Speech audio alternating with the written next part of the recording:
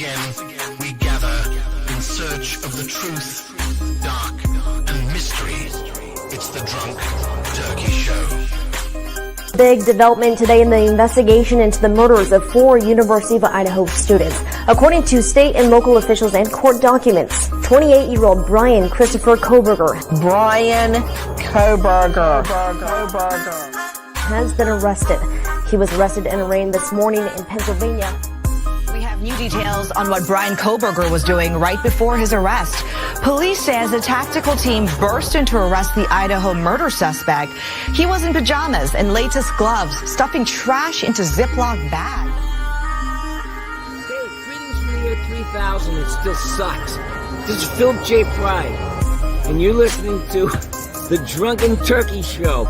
Your one stop for this sort of thing. Hit that button, like and subscribe. You know what to do, just like every other podcast. Just like every other podcast. What is up, everybody? Welcome back to the DT Show. I'm Daniel, and tonight we're going to be talking about General William McCasland's disappearance. He is the former general from Wright-Patterson Air Force Base who had went missing several months now. Walked out of his house,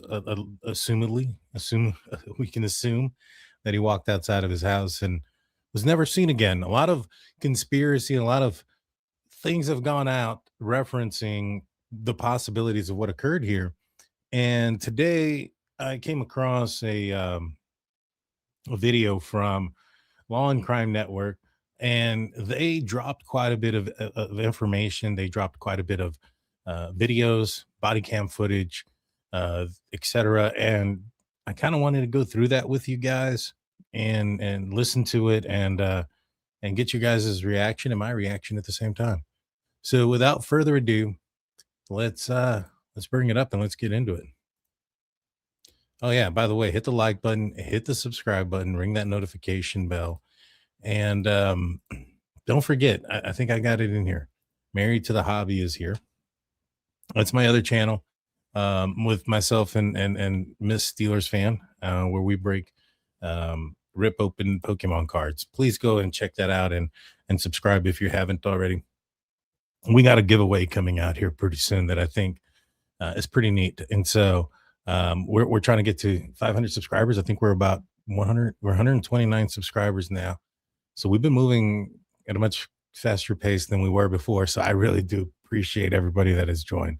But go check it out. I'd appreciate it. And before we start, I just want to say thank you to Heather. I want to say thank you to Steelers Fan, Ember as well, Sirius, the Moscow Slayer. How's it going? Good to see everybody. All right. Without further ado, let's see what they have to say here. Okay, that's on mute. My bad.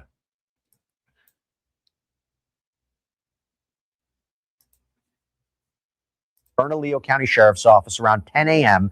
A repairman shows up at McCasland's home on Quail Run Court in Albuquerque. Scheduled appointment. Forces never confirmed that. But let's pull this back a little bit, because they're talking about some of the beginning part of this, and I think it's important. Let's turn this down just a little bit. All right, here we go. astronautical engineering, space acquisition, the National Reconnaissance Office, the spy satellite people. And eventually, he took command of the Air Force Research Laboratory at Wright-Patterson Air Force Base in Ohio. That's the same lab that for decades, conspiracy theorists have claimed stored debris from Roswell. The Air Force has never confirmed that. But conspiracies aside, here's what we actually know about this situation. February 27th, Thursday morning, according to the Bernalillo County Sheriff's Office, around 10 a.m., a repairman shows up at McCasland's home on Quail Run Court in Albuquerque. Scheduled appointment, goes inside, interacts with McCasland. That's confirmed. And about an hour later at 11:10 a.m., his wife Susan leaves for a doctor's appointment. She gets back just after noon, 12:04. He's gone. And if So a couple of things, just kind of reminded me going back. I had said that, one of the questions I had was the repairman still there when Miss McCasland left the property? And it sounds like he may not have been. I think it sounds like he left before Miss McCasland left. So the last person to have seen him would have been Miss McCasland, his wife. And it sounds like, in the beginning, I remember when I told you guys also that I thought, she said she didn't know what he was wearing. And so I was like, so he must have changed. There must have been evidence of him changing. And I wondered, I was like, man, this almost sounds like this guy was taking a shower. And it's just interesting right now when we go through it. Am I freezing by any chance? Let me know in the comment section if I am. First glance, maybe he stepped out for a walk. He's an avid outdoorsman, hiking, biking, skiing, knew those Sandia foothills cold. But then she starts looking around. His phone is still on the counter. His prescription glasses are sitting there. His smartwatch is abandoned. And his clothes, she knew what he was wearing when she left. She finds those clothes later in the closet. So he apparently changed into something else, something she can't identify. So she calls 911. And right away, she says something that stops you cold. This is April. How may I help you? Hi, April. My name is Susan Wilkerson. My husband is missing. Okay. And it's been about 3 hours, and I have some indication that he must have planned not to be found. He's left his phone. He changed his clothes into I don't know what. I think he's on foot. All of our cars and bicycles are in the garage. I left for a doctor's appointment at about 11:10, and he was here at that time at the house. And I got back from that at noon, and he was gone. He turned it off and left it behind, which seems kind of deliberate because he's always got his phone. He has a smartwatch. I don't know if that's with him or not. Has he ever done this before? Never. Nothing even remotely like it. He's a retired Air Force Major General. He's very responsible, but he's also facing some medical issues. Do you have any video at your home? No. Has he been diagnosed with any mental disorders or anything like that? Well, we've been seeing a doc for both physical and mental in terms of anxiety, short-term memory loss, lack of sleep. The same doc I went to see today. Does he carry any weapons on him? Well, not generally. He does have a gun safe, and I went to look in the gun safe to see if anything was missing, but I couldn't tell if anything was. He has quite a number of pistols and rifles, other than saying if his brain and body keep deteriorating, he didn't want to live like that. But it seemed to me that was just a, man, I hate how this is going kind of thing, because I told him, yes, you do. Yes, you do. Okay. We're going to send some deputies up to talk to you, see if we can search a little bit and see what's going on, okay? Sure. So that was the 911 call. Gave us a little bit of insight there that maybe perhaps there was something that Mr. McCasland was dealing with, that maybe perhaps he was, at one point saying something that would make somebody believe that he may want to harm himself, because she took it to that point, like, yes, you do. You want to be here. Yes, you do. And she thought maybe it wasn't as serious as what he may have led on to be. And then he disappears. And so one makes you think, could this be him going off on his own, on his own? I would say yes. If there's a couple of things that are wrong with this situation. Well, one, he didn't take his glasses with him. And he went somewhere further than his home. I don't understand why not to do that. Two, sounds like he might be barefoot. So I don't know. But you can't just look past this, especially if there's some conversations with doctors, conversations with other people from him stating that he was having these problems. I'll say thank you to Steelers fan for gifting one Drunk Turkey Show membership. It looks like Ember got it, so congratulations. I think I saw her a little bit earlier here. I saw her in here earlier. And thank you. All righty, guys, so let's continue. Thank you very much. You're welcome, ma'am. But before deputies even arrived, before the body cam rolled, his wife did something else. She went public right there on Facebook. While the search was still in its first hours, she posted a plea for help. And then as the theory started swirling, she posted again, this time addressing the rumors directly. Quote, he retired from the AF, meaning the Air Force, almost 13 years ago and has had only very commonly held clearances since.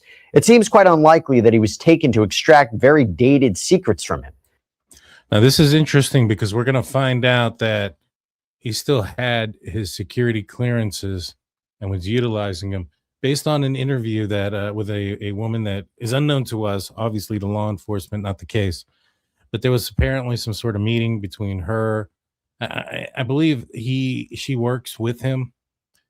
He's a board member of the company, and they had a meeting, I believe, with Space Force.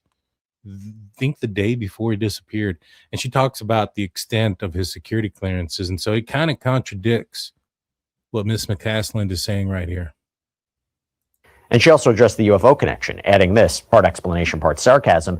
It is true that Neil had a brief association with the UFO community through Tom DeLonge, former frontman for Blink-182 and founder of the organization To the Stars. Neil worked with Tom for a bit shortly after his Air Force retirement as an unpaid, Neil's choice, consultant on military and technical scientific matters to lend verisimilitude to Tom's fiction book and media activities. Neil does not have any special knowledge about the ET bodies and debris from the Roswell crash stored at Wright Pat, though at this point, with absolutely no sign of him, maybe the best hypothesis is that aliens beamed him up to the mothership. However, no sightings of a mothership hovering above the Sandia Mountains have been reported. So she reports that. It's an interesting report, but I get it. She's probably really fed up and tired of the theories and the rumors and the things of that nature.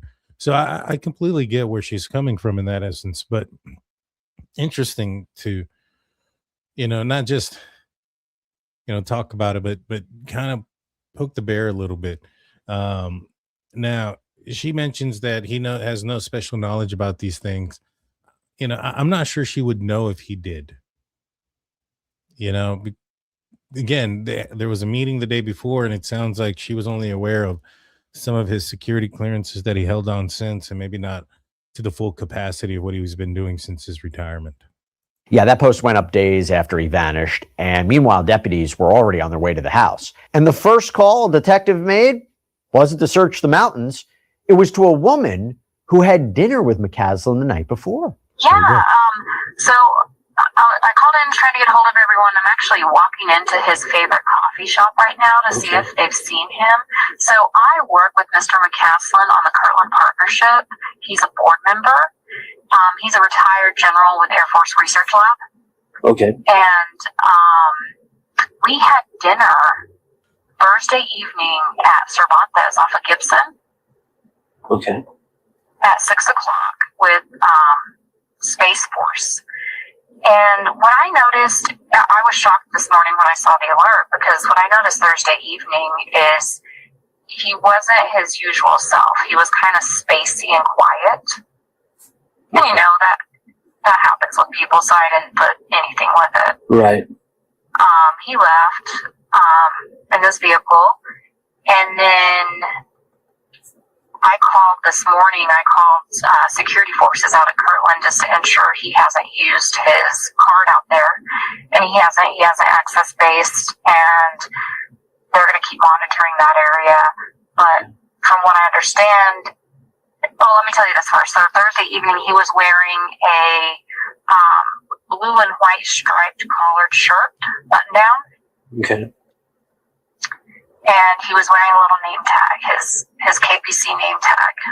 And so, from what I understand, is he left the house, his wife didn't take anything, was on the running trail. I wonder if that's unusual, him wearing that name tag or something, because she's like bringing it up as if it is something that's unusual. And then she brings up the fact that he was spaced out, kind of spacey.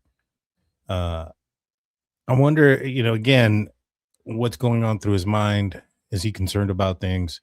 Is he thinking about what he may be potentially doing if this does turn out to be something of like self-harm?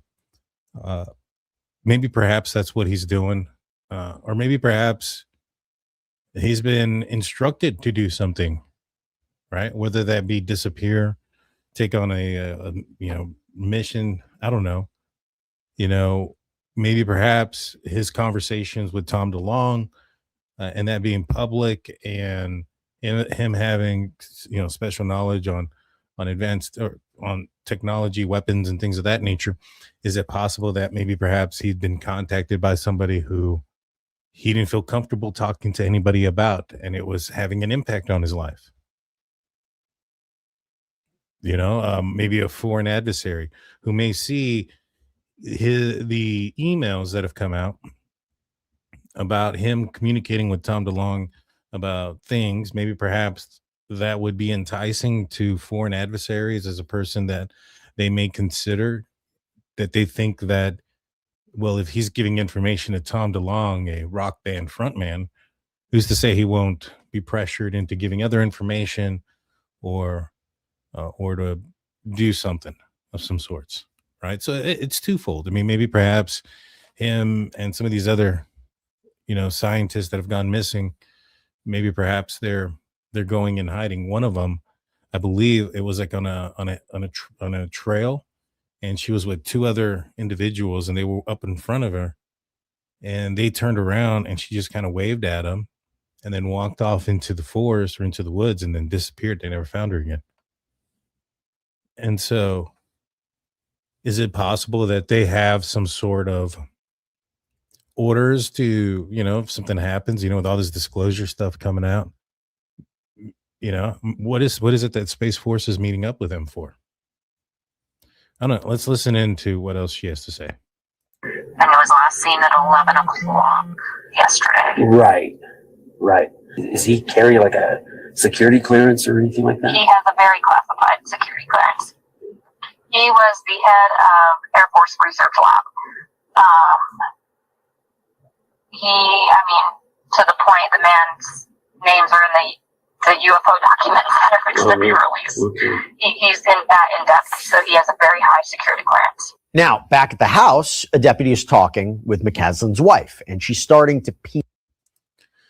So she brings up that he's so in depth into it that he's even in the UFO classified documents that are being released. This is back in March. What he was in was, I think, back in the WikiLeaks emails, not necessarily any documents or things of that nature that were released as of recent.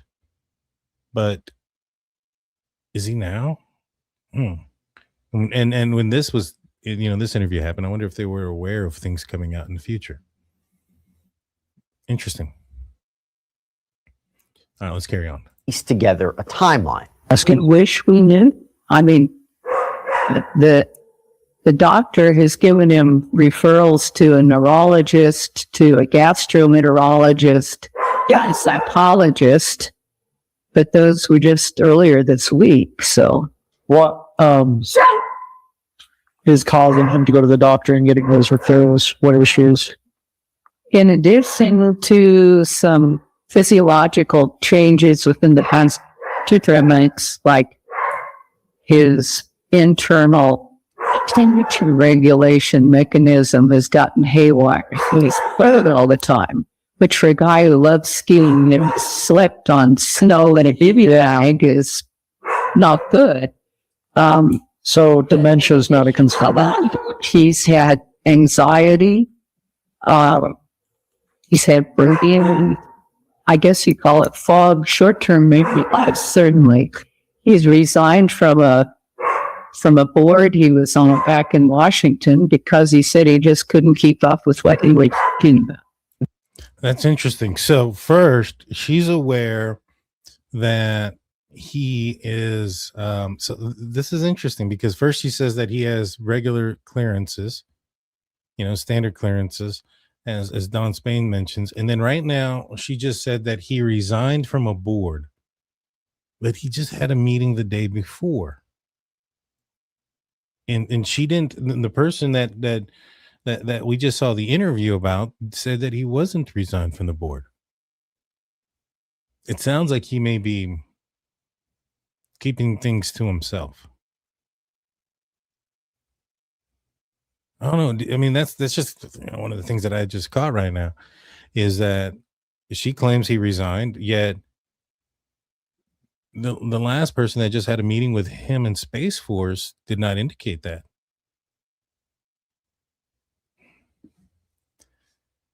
The wife might just be, have not that much information about what her husband was up to and what he'd been doing. And maybe perhaps there's more to this if he's keeping things from his wife. As far as maybe perhaps he is, I don't know, involved with something else. Then the deputy asks about weapons. Do you have any weapons that you guys keep in the home? Yes. That has quite a few rifles and handguns that are in a gun stock. Would you know if any of them were missing? Well, I kept the gun safe. The first thing I noticed was, I had to get the key to even open it, but it was unlocked, but it was shut. But I looked inside and I couldn't tell. There's nothing obvious about what might be missing because I don't keep track of last gun site. So a lot of them are kind of, kind of historical pieces. But he has functional guns. Then the detective on scene starts asking about where. So the gun safe was left unlocked. It sounds like she thought that was not common. Goes back to, did he harm himself? Did somebody enter the home and he felt the need to arm himself at that point? If he was taken by somebody else, I don't know. He might have gone. Is there anywhere he know to go? Like, does he places to eat or go? He was really going to. Well, I drove around. We have a friend about 2 miles away, and I drove to her house and knocked on the door. We have a key to her house. The key is here in the bedroom, and she is in Cancun. Oh, wow. So, what's his birthday? I apologize for all the dog barking. For those watching this with dogs, he's 68. I can hear that. Going now, crazy. Does he have a New Mexico ID? If I ran him, would he come back with that from here? From what? New Mexico driver's license? Oh, yeah. It's okay. And so, is there any trails that he frequents? Well, I drove up into Elena Gallegos. I drove around our neighborhood. His house. She went maybe he hiked up Lalu, so it's going to take the tram back. That's odd that he would have left it running his watch. Then this is completely out of the norm for him. Completely out of him. And then his wife brings up something that she mentioned on the 911 call. But here, she adds more detail. The trip that he was supposed to take, the friends, and what he was worried about. You'll see it all over the house. Preparations. He was going to a backcountry ski hut next week with 17 friends. Sweet. Wow.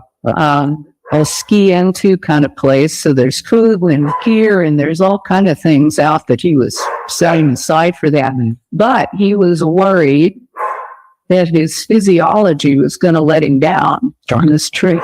Then questions turn to, how is McCasland feeling? Have you noticed just his mentation? Has that been different? Was it different today? Today, he had taken a drug that the doctor prescribed last night that was supposed to help with sleep. With weight gain, he's lost about 20 pounds for no reason, and with anxiety. And today he woke up and said, well, I got better sleep, but it's like after effects of a bad hangover. I'm just foggy. I can't get any motivation to do anything. And like I said, he was very clingy. He wanted me right beside him. My husband has been having some mental issues, physical, mental. He's very, very active physically and has always had a very sharp mind, retired Major General, PhD from MIT. Oh, wow. And he's been feeling brain fog. Please have a seat. What is his name? His name is William Neal McCasland. He goes. So that looks like that was out of order, right? This looks like when they first entered, these are the officers that were talking to her. And this looks like the beginning of when they spoke. They're like, what's his name?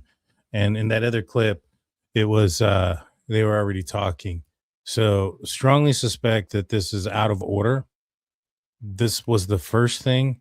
And as she was walking in or walking them in, she sits down calmly. I mean, she's probably nervous. I mean, look at her hands. But she sits there and then says, you know, have a seat, please. But on the way to sit there, she's kind of giving them the rundown about how he's got brain fog, etc. And so kind of, I guess, giving reasons to why he may have wandered off. I don't think they've mentioned what drug it was. And I think they would probably block that out also because it's like a HIPAA thing, I think. By me, NER. MCCASLAND. So anyway, today he was quite down and kind of clingy, which is unusual. And I had a doctor's appointment. I remember looking at my car clock, I backed out at 11:10. And I was back by around noon and he was gone. And I found his phone turned off and left on his stand. I found his smartwatch plugged into the bathroom. His smartwatch plugged into the bathroom. See, that's not like I would understand. All right, so if you're going to disappear and you don't want anybody to find you, you go plug in your watch. I'm assuming he was wearing it before she left. Now it's possible he never put it on that morning, you know, but if he did, he went back and plugged it in, not just left it there. And all the cars are here, bicycles are here, so he has to. I found the shirt he was wearing when I left in the closet, so I don't know what he was wearing. So this is the part where the deputy circles back on something that could have helped, a GPS device. McCasland had one for backcountry trips, but his wife checks, and what does she find? Is this, you think this might have GPS, like tracking, two-way radio? Or it's his avalanche beacon. I'm not sure. Let's see. Gosh almighty.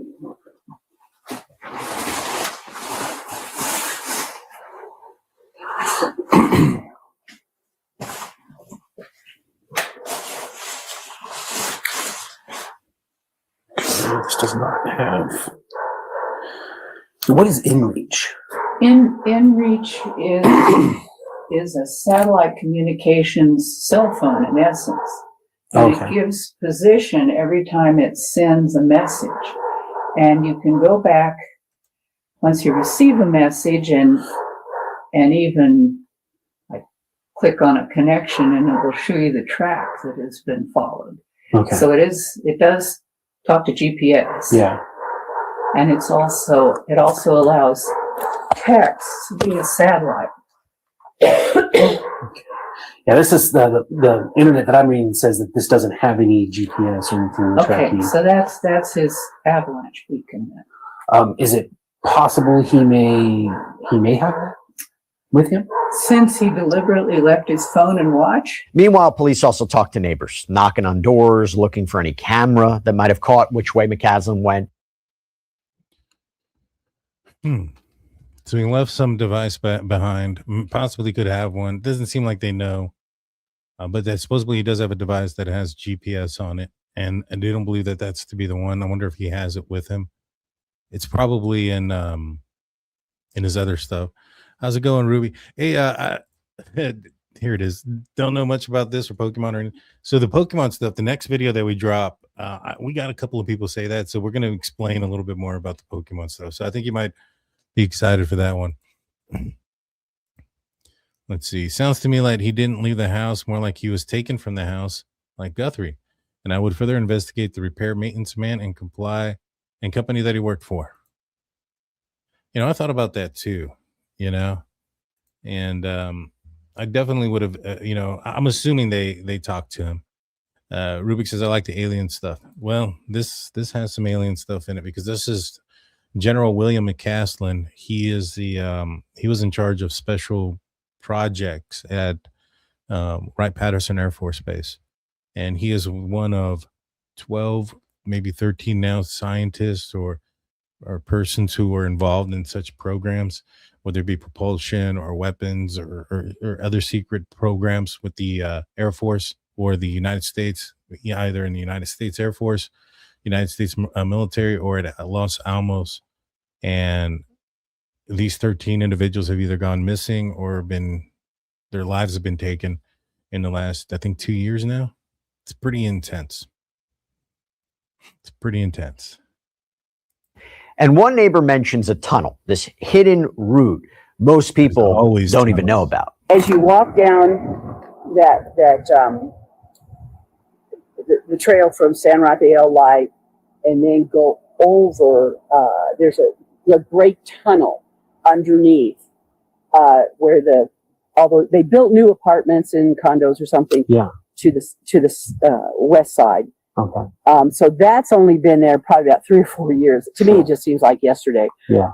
But when I worked on a lot of the trails and all of this stuff and the lights and downlighting and the county and stuff like that. Right. So when we put in that tramway trail, there's also on the black asphalt pavement, there's kind of a little walk place where you can also go down kind of into the wash over here.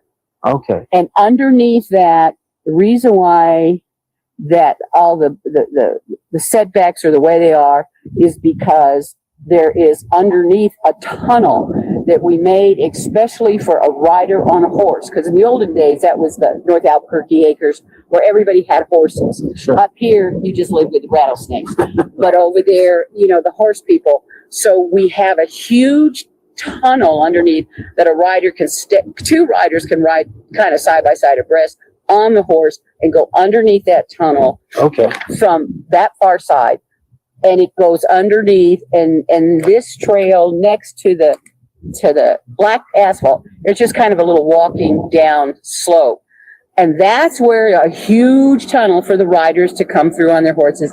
Then the middle of the trail goes up and then crosses Sims Park Road at a place where a rider can then ride on into Elena Gallegos. Then the neighbor adds something else, a warning about where that tunnel leads and who might have been living down there now. Yeah, that's what I've been hearing from some of the neighbors. Bobcats, cougars, bear, everything. But the bears, I don't know if they've woken up yet, but birds, lots of.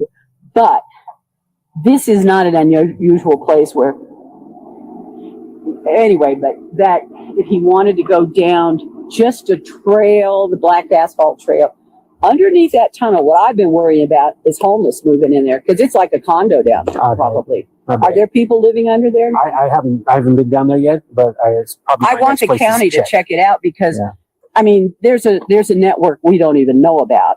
Yeah. I mean, that's a great protected tunnel area because because it was made for the horses and riders to go through. They brought out dogs and things of that nature and search teams, and they didn't get anything there. And if there was an animal involved incident, now in a tunnel, I would assume there's like little places you could go. I assume there would be some sort of evidence of that, and I don't think they found anything like that. So, obviously at this time and date when law enforcement are just getting out there and they're searching for them, they're going to go in there and look. But, looking at it from, hindsight perspective, I don't think anything came out of it. Yeah. And the cars Obviously go over the top of that bridge over there. Okay. So that I would just say that's about the only little. And it's the one right across from the new Well, apartment see, we're or seeing complex? Park Road come out, and that's the city. That's the Elena Gallegos Trail. That's the Elena Gallegos Road going up to the wilderness area. Oh, okay. Police also speak with another neighbor. This is a man who used to work with Neil McCasland. And what he says about the general, it paints a very specific picture. Yeah, he used to be my boss. He's a retired general, Air Force. You know, I haven't seen him in forever. Oh, okay. I mean, I see him like once every. I haven't seen him. I thought I saw Susan, his wife, walking up the driveway a day or two ago, but I haven't seen McCasland. Now, this guy could just be nervous, but he comes off weird to me. But like I said, he could just be nervous. It's like, I haven't seen him. I don't know him. I haven't seen him. You know, I haven't seen him in forever. Oh, okay. I mean, I see him like once every. I haven't seen him. I thought I saw Susan, his wife, walking up the driveway a day or two ago, but I haven't seen McCasland. Okay. Oh my God. All right. He drives around in that little sports car, and he's got like a Range Rover, like African safari vehicle. Oh, okay. You know what I mean? If you've seen his, he was parked outside. Neil used to be my boss. My boss's boss's boss, which is hilarious. I briefed him back in 2000 when he visited Boston. So I think they had the house here, and I lived in Boston, and he came up to the air base. Okay. And I briefed for him projects I had. He was this scary colonel. He's a PhD. I'm a PhD, but like he's a PhD in some other science, engineering. And then he ran the scientific lab, and he's like smart as hell. And he's really straight laced, and like, so he's not if you walk, there's something wrong. Yeah. Unless he went for a walk and popped an aneurysm or stroked out or something. But then he'd be on the road somewhere. Yeah, he'd be on the bike path or up the trail up. Right. Oh man. That same neighbor, the one who used to work for McCasland, also mentioned something else. Cameras. Next to the folks right here, they have a little entryway it's a fenced in, but they have a ringtone camera. Right here, these guys. Right behind that wall is their front door and a little patio. Oh, so they have a camera that would see maybe the little gate they have. I thought this not Neil's? Yeah. No, they're the next house. And then the house, the bigger house, like up the hill with a curved driveway. Yeah. And you'll see the extra, there's a, I forget what it's called, like a big Range Rover thing. Yeah. And then, and they have a fenced in yard, and they got a dog that they don't walk a lot, but he barks at night because he can see between the fence. Yeah. Anyway, so he's two houses over. Okay. Neil and Susie. Back at the trailhead, deputies are stopping hikers, showing them a photo, asking if they've seen anyone matching. Interesting fella, interesting neighbor, happens to work for or work under General McCasland. So I haven't seen him forever. Don't know anything about him, and then kind of talks a lot about him, knows a lot about him, and even calls his wife Susie and describes what they drive. I mean, they're neighbors, neighbors look out. I'm sure everybody, I know my wife definitely would be able to tell you what everybody's driving on the neighborhood on our block. So that's probably not too uncommon. And this guy knew him, they worked together. So I'm sure he probably stood out a little bit more, but just kind of weird. A little weird, I'm not gonna lie. Just a little weird. McCasland's description, and there's one group that mentions a man with a walking stick, oriented. I'm looking for a missing person, my child. Oh, okay. So I do got a picture. I don't know what he's wearing though, unfortunately. See, I thought I had a picture. Yeah, there it is. It's gonna be the one in the black shirt. I don't think so. No. That wasn't the guy. Was that the old man that was talking to us? He doesn't seem like he was lost though. He didn't seem lost, but there was one guy with a walking stick. That kind of looks like him. He might be. We're not sure yet. Okay, I'm not sure if he's suicidal. He was oriented. He was very oriented. Yeah, How long ago was that? Like maybe an hour. Yeah, it was like right at the beginning. Like he would have already been down here. Okay, he was coming on his way back. Yeah, he was probably 2-3 minutes from the entrance. What was he was wearing? walking this way. He had like a blue shirt. Blue, did he have a blue hat just like yours? Yeah. I think I talked maybe to a that. cap. He had a cap. Cap? Yeah. Okay. And sunglasses. Talked And to 2 someone down hiking there. sticks. And 2 hiking sticks. And a backpack. Okay.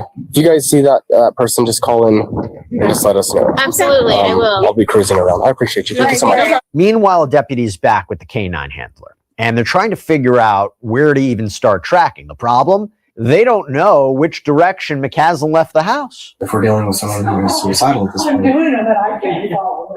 like, what would make him suicidal? So she said the neurocausal thing, he's having a very hard time with temperatures, and he has a big skiing, like snow trip coming up with 17 friends, and he's worried that he won't make it physically. Okay. What about financial stuff to run? Is there? Not making the trip physically. That's I don't know. That's a little bit of a stretch to say that makes somebody suicidal. Now, the whole brain fog and things of that nature. Maybe perhaps that's something that could, especially somebody as intellectual and intelligent and a sound mind as General McCasland was. You would assume that maybe perhaps if he was self-aware of those issues and those things that were coming, and maybe perhaps he was aware of what was to come, he may have opted to do something different, obviously. Now, I'm not there yet, though. I don't know. Hardship there? No mention of it. Dom's leading question. I don't think that's been asked yet. Because this is my thing too. It's like, I wanted to know exactly if they go on walks like out here, like if he's walking, she said on this trail, that's a long ways to get to that point. Yes. Just to get to the trail. Well, I could possibly track him with a dog, but it would have to be from like a little spot where we know that this is probably where we walked through. So if it's in the backyard and scurry up that way, I could track him all the way. Touch track. I've tracked up to a mile with him before. So I'll do it. Yeah. I probably just need, because I don't know if he's going to be crossing the roads. He's done urban stuff too. I need like a dirty pair of socks or something. She has the clothes he was wearing earlier today. That might work. We're going to canvass the area. If I can figure out like exactly where he had taken off from, like even like if he walked through the backyard and like kind of went up this way, or you do something like that. Never do that. Okay, so you basically stay on the streets. He'd be leaving the property one way or another on Quill Run. Okay, that's what I want to figure out. Because if we're gonna start looking, I want to know, like, I guess, is he physically able to? Now, one thing I haven't done is look at the address. So here after this, we're going to pull up the maps and we're going to see where this is at. And I want to see the exterior of the building, etc. And so, the terrain and which direction he may have gone. Let's start going through. He's physically able to climb a loose trail to the crest. Oh, yeah. Probably more so than me then. I've done that once and I was not about to do it again. Okay. Well, he does that 2 or 3 times a year. Good. Good for him. And we're going to start canvassing the area and start driving around and seeing at that point. See that picture that you have from the Sure. So we'll have a fresh image in our head. Okay. Okay. Perfect. Yeah, his name again? That's great. You want to ask for the last clothes he was wearing? I don't know if I'll get to that point. If it gets to a point to where I'm able to track him with my dog, I'll ask you for the clothes that he was wearing. Okay. And we'll go that route with it. I don't know if I have a good area to start that, so I don't think I'm going to be able to at this moment. Okay. But if it gets to that point, then I'm able to track him with my dog here. Okay. I'm pretty sure since Quail Run Court is a cul-de-sac and all you can do is kind of go toward Tramway, that he would have left that direction on Quill Run. Drone operators are out searching too, but the terrain is brutal. One deputy explains what they're up against. So Sarge wants us to go check the other house, the house that she's talking about. Oh, the one that the friends that are. Yeah. So even though that they're gone, if one of you wouldn't mind heading that way, then he's going to ask missing persons for a 21 now and see what these guys come up with. So she said that if he does go hiking locally, he's not going to know where the river is. She takes Marigold to San Rafael and San Rafael all the way to Honeysuckle, and that goes to the back of the neighborhoods. And looking at the map, there's a bunch of trails. I'm sure. Well, that's, yeah, I mean, if he's gonna bring out the dog to track, that'd be cool. But, He's saying without knowing which exit he left. yeah, That might be I'm sure it's guessing 360 degrees. But yeah, so if one of you will head to that other house, Yeah, man. I got it. You got this one? Yeah, I'm gonna go get the address. Watch it. You're not good. I am. Oh, sorry. Sweet. Yeah, I mean, Like without knowing and with, we're Ask her already. if looks like possibly a bicycle. I don't know if he has a bicycle. Yeah. I said all the bicycles were here. Oh, they are here. Oh, okay. So there's like some fresh prints. Yeah, because she said like he's like an outdoor dude, so he's always hiking. He's on bikes. Like he's Gosh darn it! Fresh Prince, though. Prince, not Prince. Not to be confused with Will Smith. Lazy. It'd be like me, dude. I would have walked to the mailbox and be like, I'm tired. I'm going home, dude.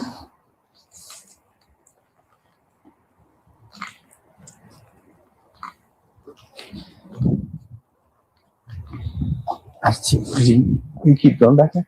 Oh, this is She good. said I haven't seen most this likely part. left either to the garage or a sliding door over here. Yeah. I mean, there's a fence here. I wonder if somebody could exit this way if he wanted to leave. But look at the dirt, right? You would assume that there would be footprints heading this direction if he walked out and then went this way towards the back of this residence.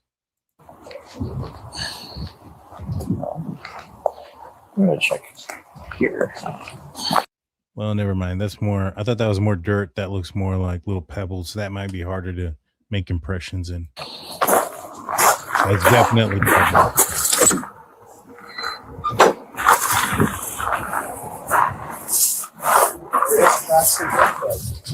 Here comes a guy here. Yeah, this looks like it's all backyards. Oh, like all like unfenced backyard. Yeah, dude. This. Well, that's why. Actually, I'd probably say he's up that San Rafael trail, like where it just opens up in those trails that you're looking at. Yeah, that's what my guess would be. You want to go just ATL? What's his name? Neil, right? It's William Neil. William Neal. I'll go. His last name was McCasland. Did you see the picture of him? Yeah. Days turned into weeks, and the search didn't stop. According to the Bernalillo County Sheriff's Office, they canvassed more than 700 homes, door to door, ring camera, security footage, anything that might have caught him leaving. Drone operations, helicopter support. All right. So let's look up the. I'm gonna pull up the map so we can kind of get a look at what the lay of the land is, so to speak, here.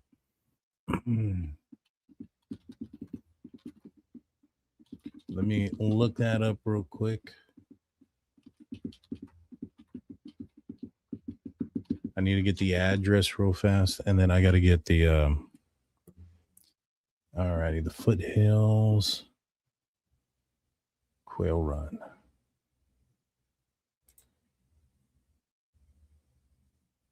I think there was more to it, though. I think it was like Quail Run Northeast or something like that. I think I searched it on my phone, actually. I'm going to see if I can find the recent search.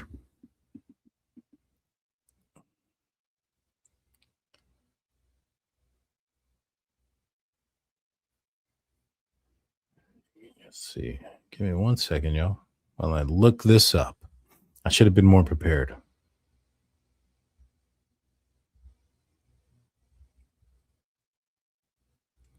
Please hit the like button and the subscribe button. I'd appreciate that, guys.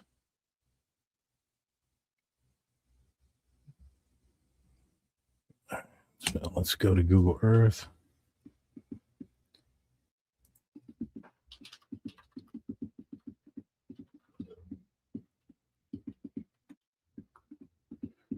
Let's see, do we know how many people are missing in all? I think there's like 13 now that are either missing or have been, whose lives have been taken.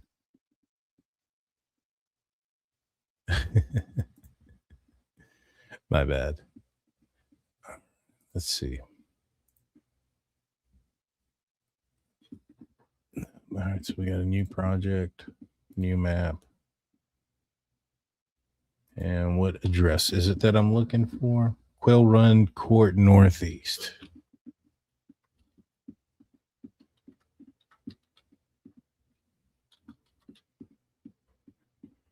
There we are. And let's pull this up. So here's the cul-de-sac area. These are the houses that are in that area. So there's not very many. Hopefully we get we can. So we'll be able to see which house. Is it that one? No, I don't think that's it.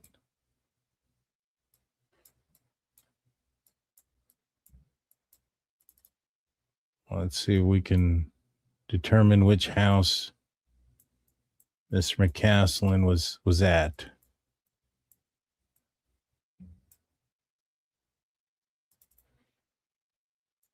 I don't know how old these pictures are, so there's a good possibility it looked like the street was just redone.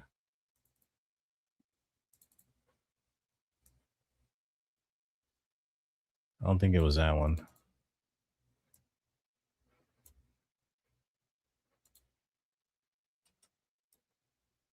I don't think it was that one either.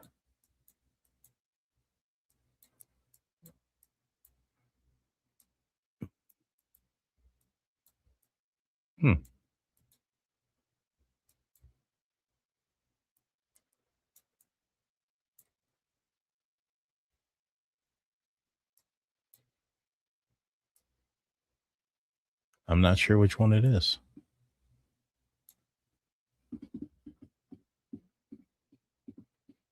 Let me see if this street goes anywhere else.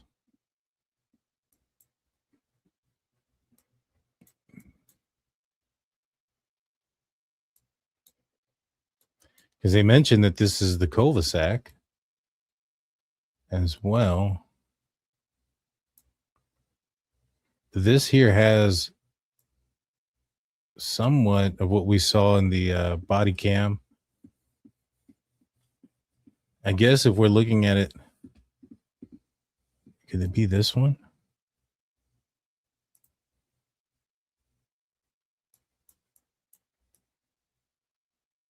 And they've just paved it since? I don't think so. I don't think that was the right. I felt like it was the other side of the street. But let's look at a view from the sky. How the heck do I exit? I forgot how I exited the. All right, so we're on the street view. Okay. There you go. So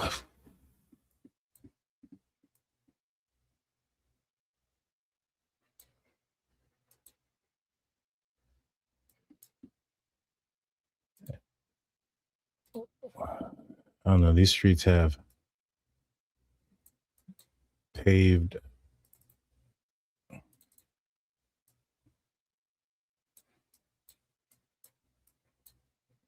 I don't know. Let me pull up the. I don't know what he was doing. This is completely like out of the norm from completely out. We've been all over the disappearance. All right, let's pull this back up.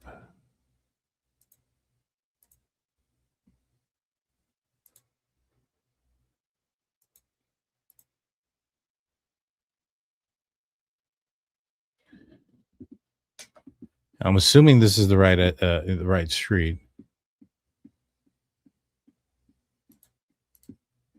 Okay, so you got a square building. You have the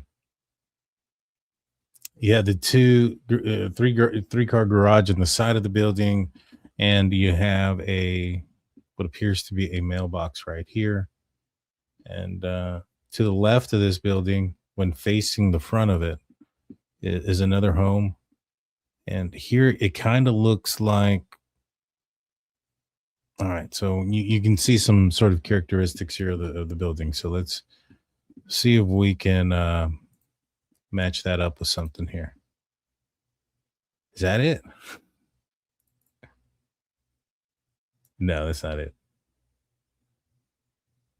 This one says Quail Run Court Northeast as well. Interesting. So both of these said the same thing. All right. What does this one say? All right. This one also says, so, all right. So we weren't in the right area. We can find it now. They all are.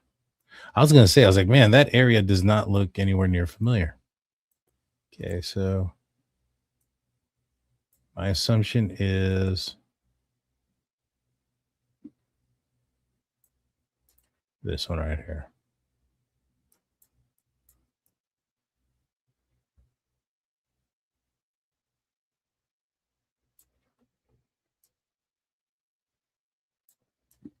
No, that's not it either.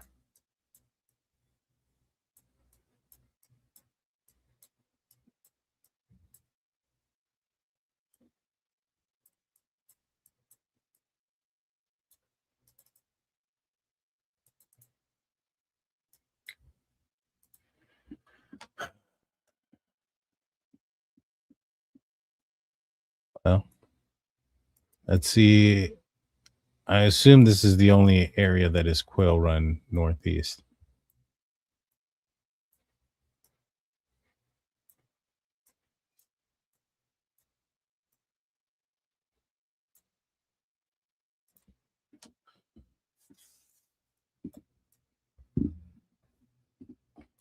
Could this be it?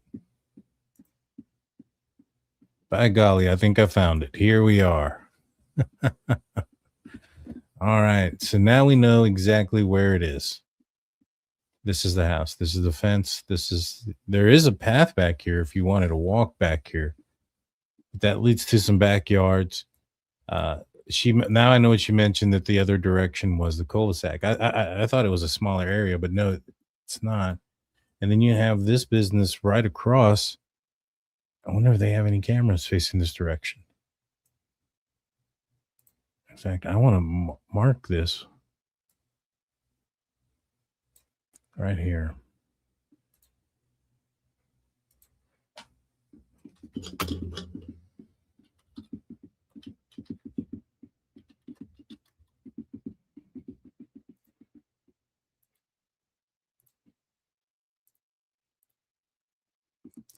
All right, let's see.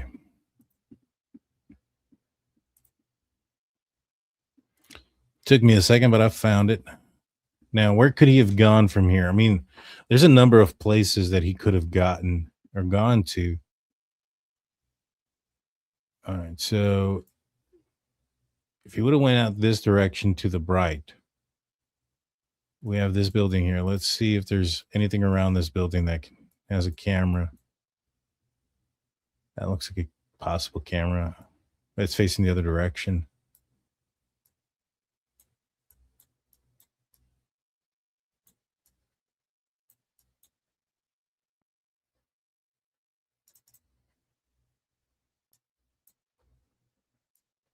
That's a nice car.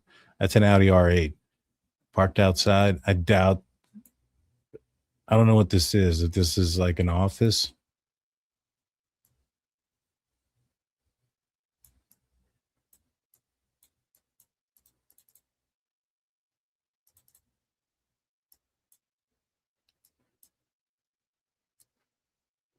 There's a coffee house.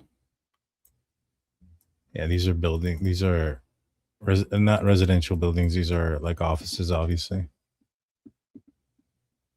I'm assuming there should be some sort of camera here. Hey, slug bug.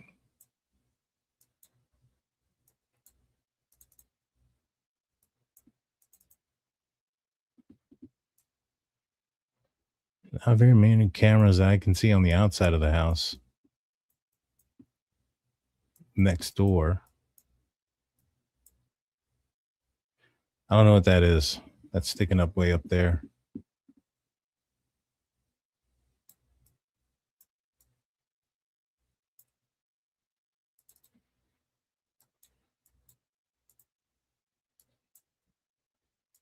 Is that like one of those signs that said that there was cameras? Or is that just like no trespass? That's probably just no trespassing. Never mind.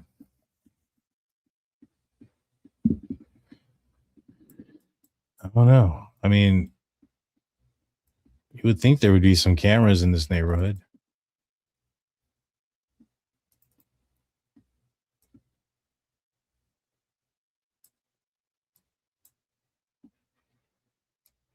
No, that's not a camera either. That's just a light.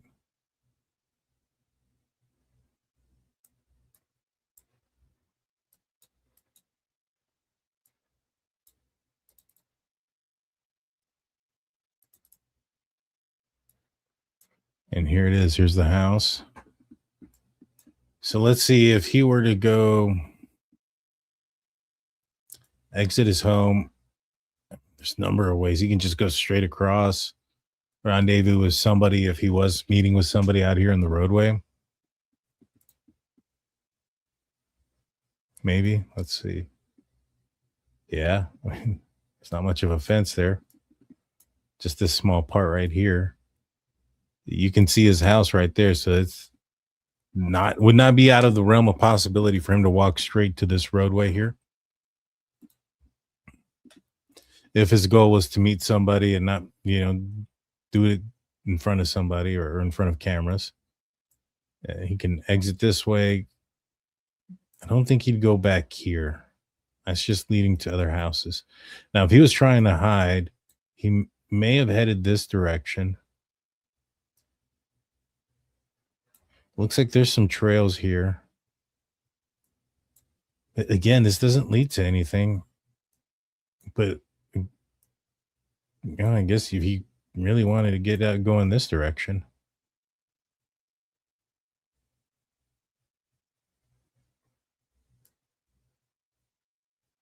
But without his glasses and stuff, that I don't know. What does this area look like?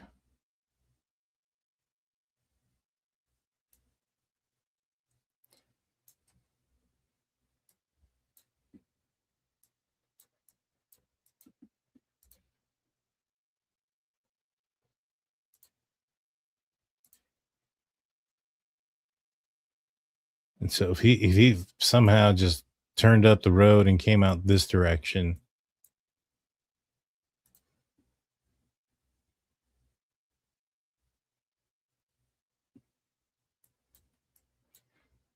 there are trails up here. Is this where she said that he might go hiking and they said that was pretty far? Yeah. The Sandia Mountain Wilderness.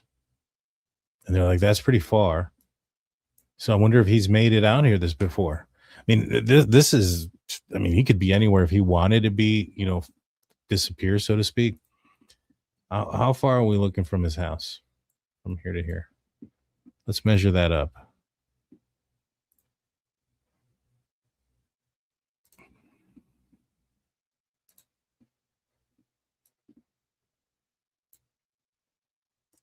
And just a straight shot right there.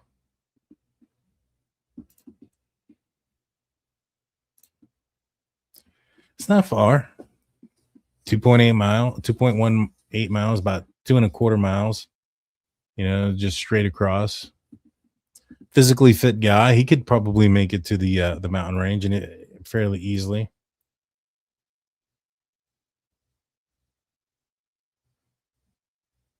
And if that's the case, I mean, this guy probably can get lost anywhere up here.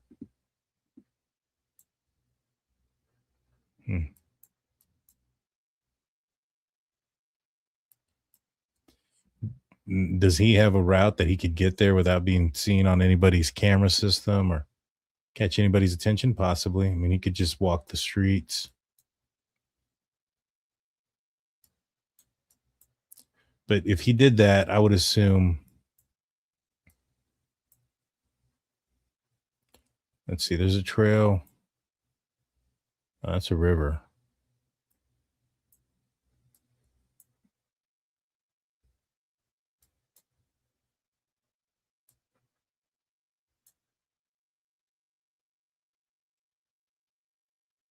That's a roadway.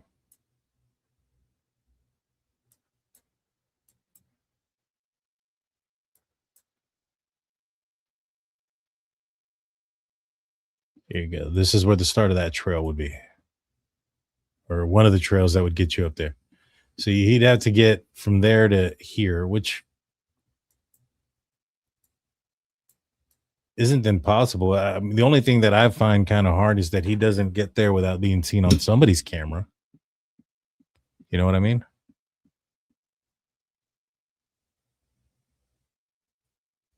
And so, and again, that's if he wanted to go out here. I mean, he could have also rendezvoused with somebody out here. This would be a good spot to do so. You know, now he took a weapon with him. Does he take the weapon because he's wanting to hurt himself, or is he because he's concerned that something dangerous could be coming out of whatever meeting he could be going into? Could that be what has him distracted? Could he be coming up with this thought that he's just spacing out or all these other things because something has him distracted, something has him concerned?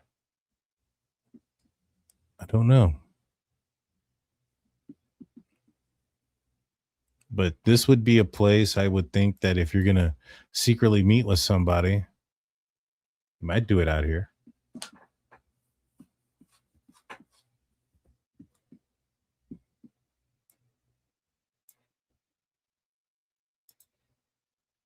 Oh, look, there's you can actually check out the trail.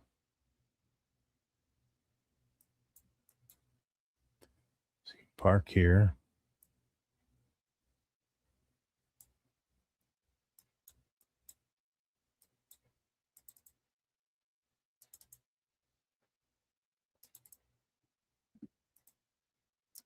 Let's see.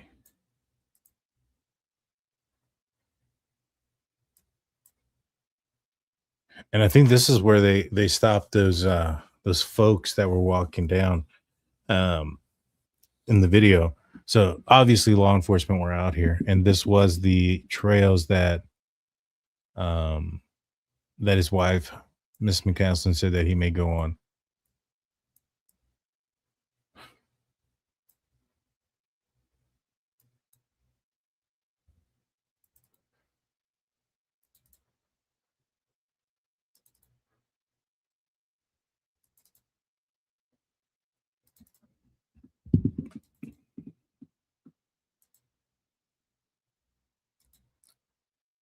Let's see.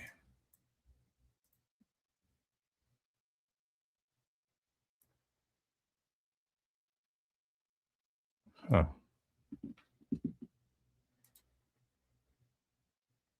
How far into this trail can we go?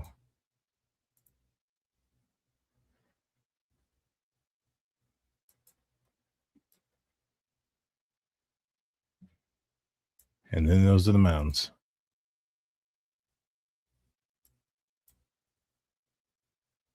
Let's check it out. People have posted photos from different parts of this mountain where this trail is. And all right, so if he just went out there, let's just assume that he was decided he was wanted to go out for a walk. Maybe he was confused. Maybe he got disoriented. If he's out there in this type of terrain by himself without GPS location, if he goes off and he gets confused out there, that's not going to end well.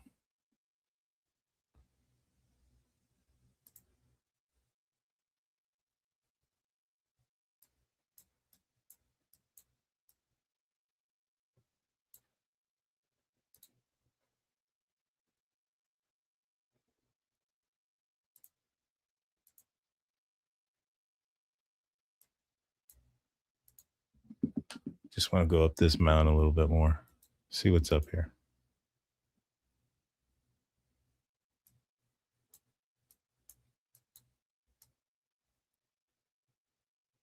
There it goes.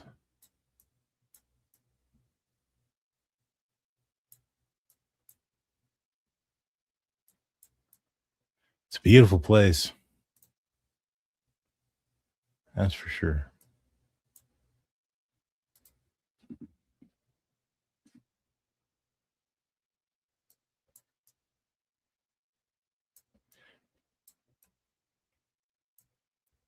And I mean, it wouldn't be out of the realm of possibility if somebody went hiking up here especially without their phone or equipment getting lost. But maybe that was part of the plan.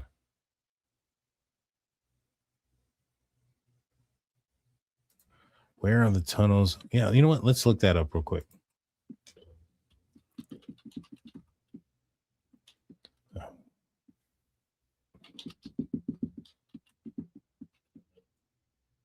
Was it Quail Run Court?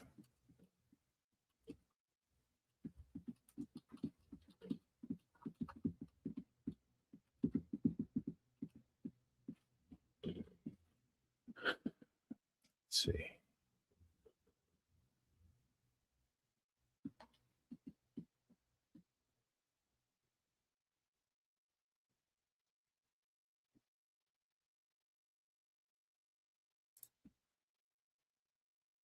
Is this it? It's a dangerous and downright creepy side of Albuquerque most people never see. It's a creepy side of Albuquerque most people never see. It's a city under the city that serves as a hangout for teens and troublemakers. I don't think this is and the as a right one. home for the homeless. Last month, a man was swept through here during a storm. That same day, a teen girl was pulled from the rushing waters. That's pretty crazy. Not gonna lie. But I don't think these are the right tunnels we're looking for. I think these are the tunnels underneath the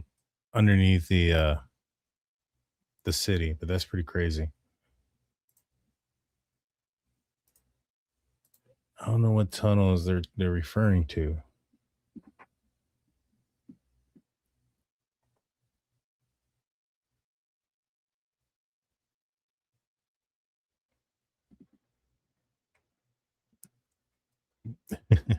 Yeah, I was kind of curious about the tunnels as well. That's interesting. But man, interesting stuff. Let's do a couple of minutes of back and forth Q&A. We do this for about 5 minutes, guys. Let me know what your thoughts are, your opinions, what you guys are thinking, anything that looks suspicious or odd. You know, that one neighbor guy kind of looks, his answers are kind of weird. Like, I haven't seen him. I don't know him. I haven't seen him in a long time. Oh, I did work for him, but I haven't seen him. It's been forever. It's seemed kind of weird. You know what I mean? What do you guys think? What are your thoughts?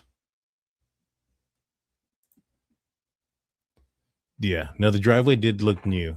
But we were able to find it. I think we were just in the wrong area because when I put in the address, it went to that one cul-de-sac area, and then what she mentioned on the video was that they lived in a cul-de-sac. So I kind of thought it was in that right area. I'm glad I looked around. Let's see.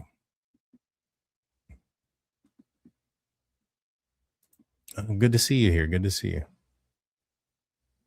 Thank you. I appreciate it. And to guys, for the next couple of days, so tomorrow night I have Jennifer Coffindaffer, former FBI agent. We're going to be talking about the Nancy Guthrie abduction tomorrow night.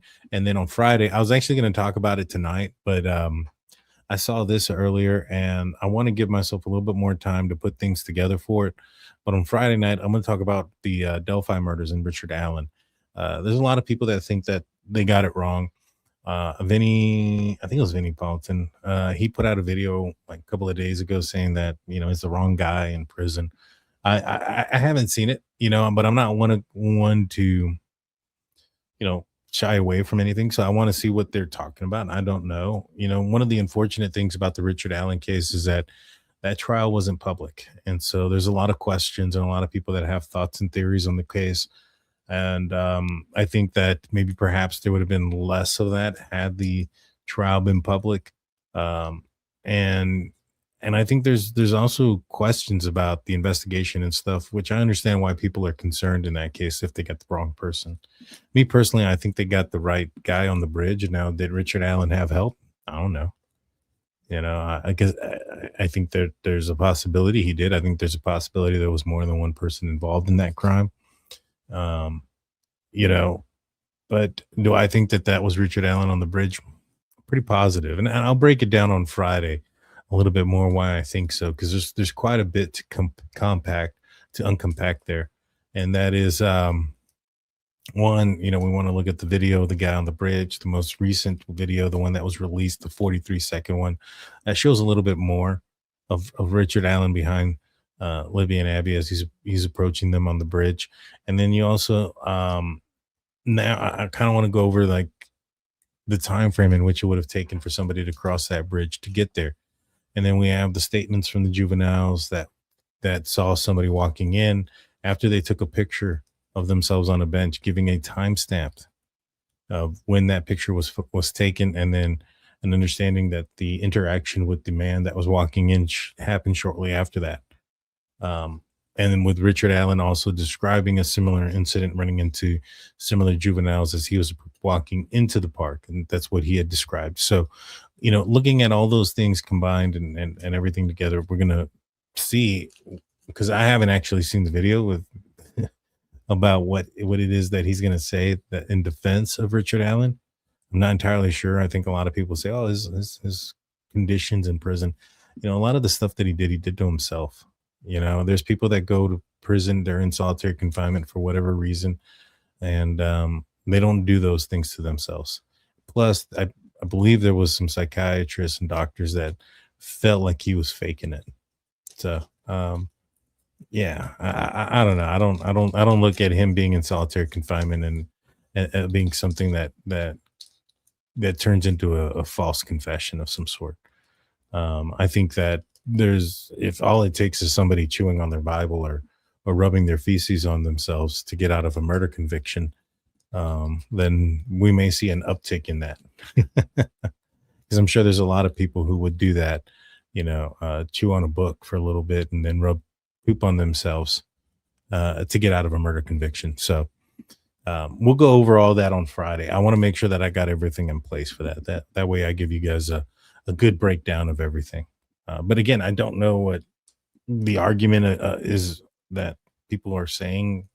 I understand the thought process of thinking that maybe one of the Odinist or Ellis Fields or one of these guys had something to do with it. I get that aspect, but I don't see how an Odinist involvement excludes Richard Allen, or Elvis Fields' involvement excludes Richard Allen, or multiple people exclude Richard Allen. We'll see. We'll figure it out. We'll figure it out together. Hey, how's it going? Yeah, it was impossible.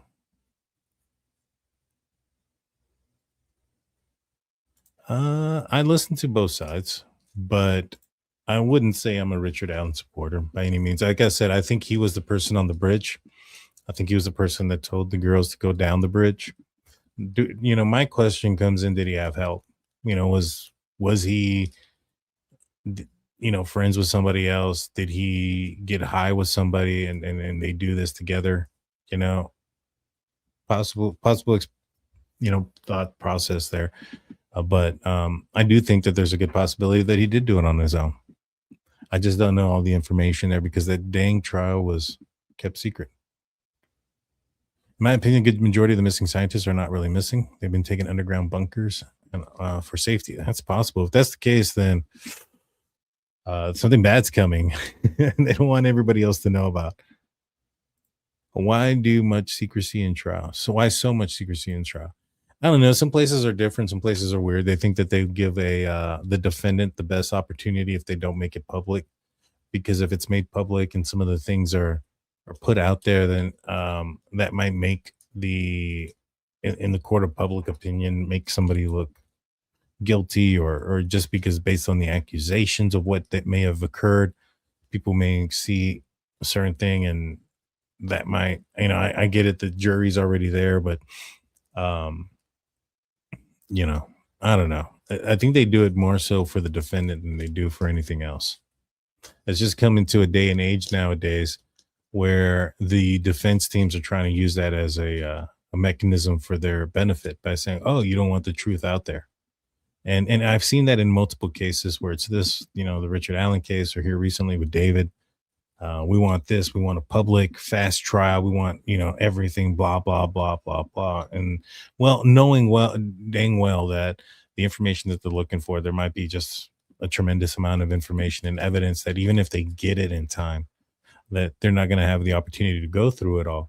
but then they can give a front of, oh, we haven't gotten everything yet, or oh, we got so much, we need, you know, this, and we need more time. In the end, their goal and objective is to stall, you know. But what they're going to try to do is make it appear like they're coming from strength, etc. And so, yeah, I just seen that too many times from the defense. I don't think there's anything secret about the Delphi trial. Lots of people covered.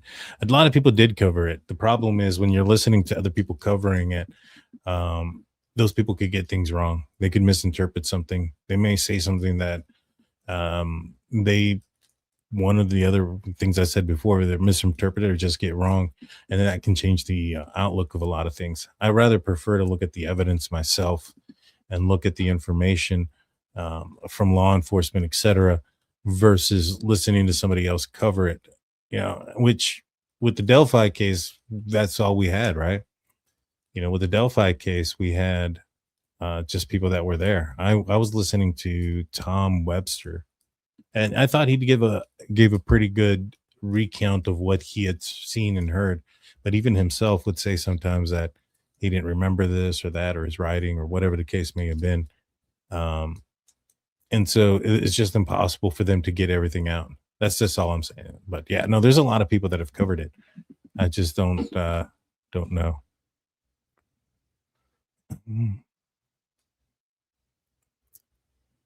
Let's see. I think the wife's calm and cool demeanor on the 911 call and the neighbor seems sus to me. I'll be honest with you, they did too. You know, the wife has. There's been some things, you know, I've talked about it before where I'm like, man, she's the last person to see him. She said some things about like what he was wearing, that and clothing and shoes and everything else that ended up being found in another location that they hadn't been to in a very long time. You know, she comes up with a bunch of, you know, like reasons why he may have hurt himself. And, you know, you also have to think, all right, would somebody who was in that scenario who was concerned and also looking for somebody come up with those thoughts? Yeah, of course. So there's just some weird things there. But the neighbor, just kind of the way he's like, I haven't seen him in forever. I don't know anything about him. The way he came out, that seemed pretty weird.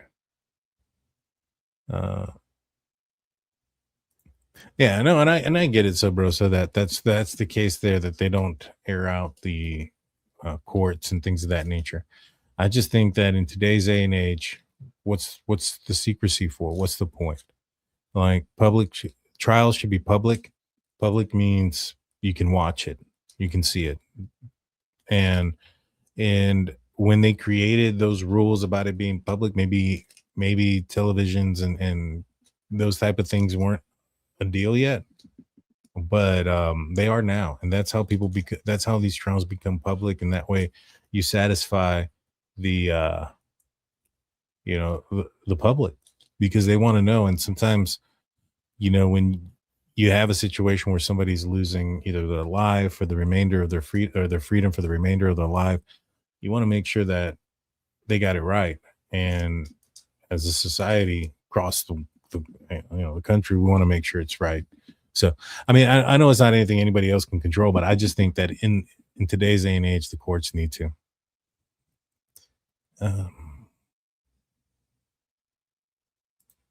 Yeah, and this is exactly what I was saying earlier, that the defense would say it's unfair as well. I agree with you. I just think that in today's day and age, it should be.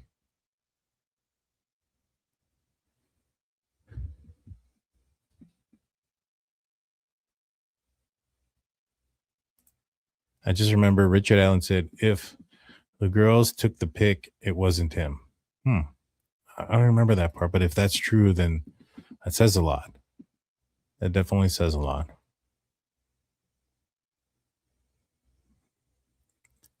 Alrighty. Yeah, and Tom did come on the show. He did do a really good job. But alrighty, guys. Well, that's going to do it for me tonight. I hope everybody had a great night tonight. Please hit the like button, hit the subscribe button. Tomorrow night, I'll be on talking about the Nancy Guthrie case with Jennifer Coffindaffer.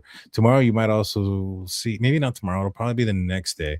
Tomorrow, myself and Steelers fan are going to be recording for Married to the Hobby, and we'll be dropping that video probably on Friday. maybe Saturday. So you don't want to miss it. We have actually 2 that we're going to be working on tomorrow and dropping out in the next couple of days. So if you want to see that and see me and Steelers fan, please go to Married to the Hobby. You won't be disappointed. I want to thank everybody that was out here tonight and sticking with us. Thank you again. Y'all have a great night. Everybody, we'll see you guys tomorrow.